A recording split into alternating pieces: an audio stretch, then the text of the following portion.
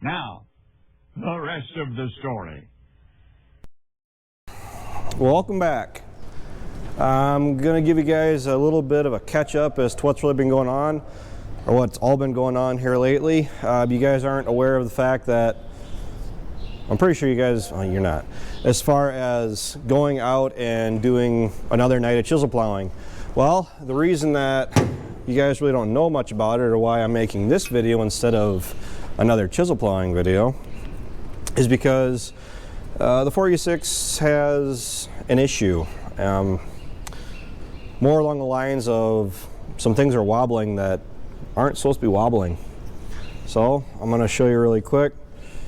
It's really not that bad of a fix, and if you guys can see the fan, and you see that, that's not supposed to do that. So I have an antifreeze leak, water leak. Well, I knew that was an issue. I was really expecting it just to be a cracked hose or something, because there are two hoses on here that I will be replacing because they are cracked, or they're weathered, they're not cracked. But what's going to happen is if I don't replace them once I get done working on this water pump, I guarantee you about 20 hours down the road, probably right about noon someday when we're trying to get corn or beans into the ground, those hoses are going to blow up or break and put us down. So the plan is to replace those hoses, take this water pump out and get it redone. The pulley has to be redone. If anybody has noticed, yes, that is a new alternator. The alternator ended up giving us some issues. So the 48640 had some underlying problems going through the winter, or into the winter, or coming out of the winter, that we weren't fully aware of and really didn't show their ugly, stupid face until we'd started using it this spring. This battery in here, it's got two new batteries, a new alternator, and it's going to be getting the water pump redone, and I'm pretty sure the starter is acting up. Starting hard. I thought it was more of a starting issue, so when Ryan and I went to go try it, when we were in the process of putting the battery charger on it, because the tractor was completely gone. I mean, when I went to go turn the key on, it just went click, click, click, click, click. Well, when the battery gauge on the dash says that it was charging, and I know that there was power there, now something definitely didn't seem right. So we pulled the covers off. The other battery on the other side was fine. This battery under here scared the crap out of me, mainly because, I can pull this off real quick for you. I'm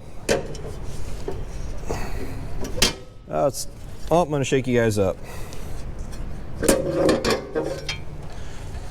But mainly the problem was the old battery, stay there.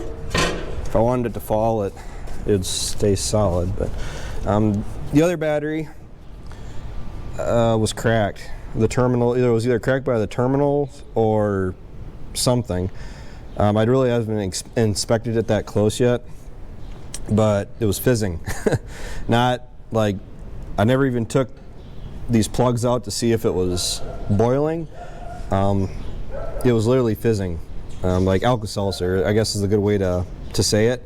When Ryan was in the cab and I had him turn the lights on to see if there's anything there at all, the second he turned the lights on, I started getting the bubbles, the fizzing up on each terminal.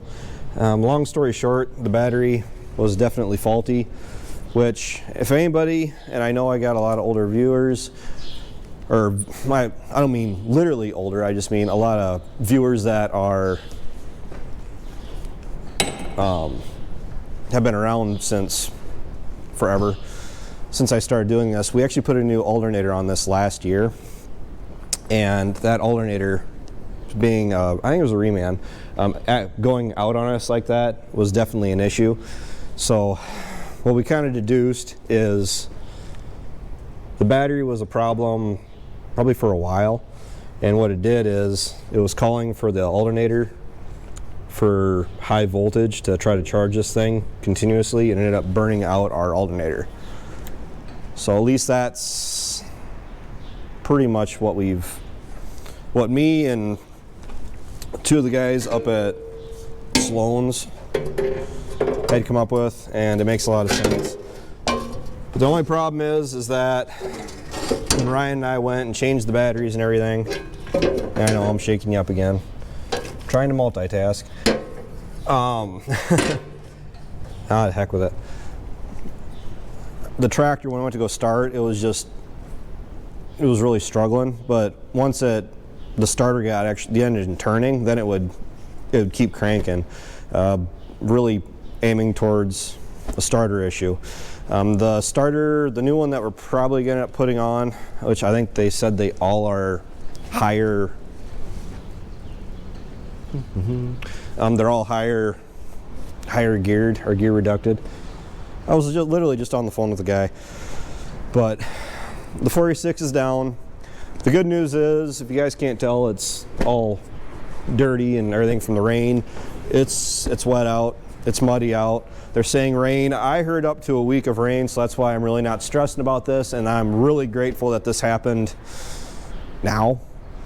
I mean, I did get, this farm is done, the home farm is done, all of Ryan's place is done. All that's left, and I say all, but we got 4, 8, yeah, we got about 110 acres left to chisel that we'd like to see chiseled. It all depends on the forecast. The forecast does not look friendly for us, but when you get out to that 10-day farther out, I really don't put a whole lot of credit into what they're saying that we could potentially get as far as rain or snow, whatever. I mean, they're saying snow yet this week yet, so really not looking forward to that. We didn't get any lasting snow from that last storm that came through. We just had a little bit of sleet, but that melted within a couple hours. So it gives us a chance to go through and get the 4640 back up to running again. So the water pump really shouldn't be that big of a deal. I'll probably try to show you as much of it as I can. I'm probably going to start tearing it apart tomorrow, and parts won't be in for like 4 days, but free shipping. And like I said, I was looking at the weather forecast, not too worried about it. And that's honestly, like back when we used to do oats all the time, and yeah, we're doing oats now. But when you take the machinery out and you find problems with them that you didn't know were existing, at least it did it now, and we weren't getting ready to go start planting corn and then find out that we were going to have to take maybe a day to really get everything up and running on it again. So it needs a bath again. I washed everything out in the inside, but the mud and everything just really shut me down. So, all right. I'm optimistic if you guys can't tell, but nothing money can't fix. I mean, Sloan's told me that it would take about an hour, give or take, to do this. I'm going to say it's going to take me a little bit longer because we're not in a fancy dancy shop. No concrete, that's really irrelevant, but I don't know. We'll see what we can do. So until next time, take care, take it easy, keep in touch. I'll talk to you guys later.